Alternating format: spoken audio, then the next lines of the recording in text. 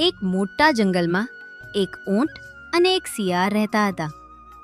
બંને ખૂબ સારા મિત્રો હતા. જ્યારે પણ તેઓ ક્યાંય જતા હંમેશા સાથે જ જતા. જ્યારે પણ શિયાળને ફળ ખાવાની ઈચ્છા થતી, ઊંટ તેની લાંબી ગરદનથી ઝાડ પરથી ફળ તોડી શિયાળને આપી દેતો.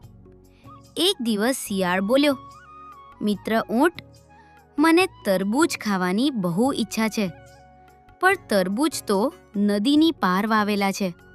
મને તરવું આવડતું નથી. ઊંટ હસ્યો અને બોલ્યો, કોઈ વાત નથી મિત્ર, તું મારી પીઠ પર બેસી જા.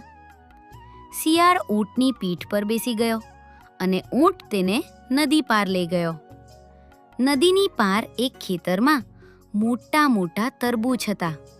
બંનેએ મળીને પેટ ભરીને તરબૂચ ખાધા. ખાધા પછી શિયાળ બહુ ખુશ થઈ ગયો અને મોજમાં ગીત ગાવા લાગ્યો. અરે મારો પેટ ફૂલી ગયો, હવે તો ફાટી જશે.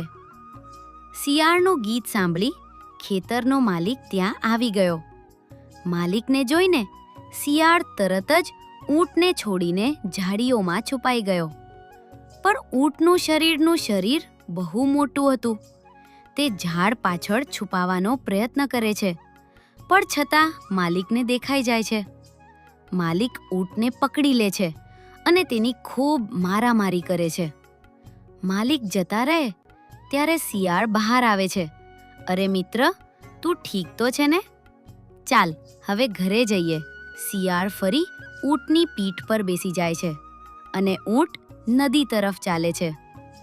પણ નદીના વચ્ચે પહોંચતા ઊંટ અચાનક ઊભો રહી જાય છે અને ડૂબકી મારવા લાગે છે.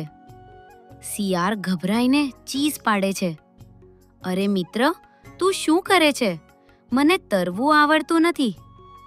ઊંટ શાંતિથી બોલે છે, મિત્ર, ખાવા પછી મારે એવું કરવું પડે છે.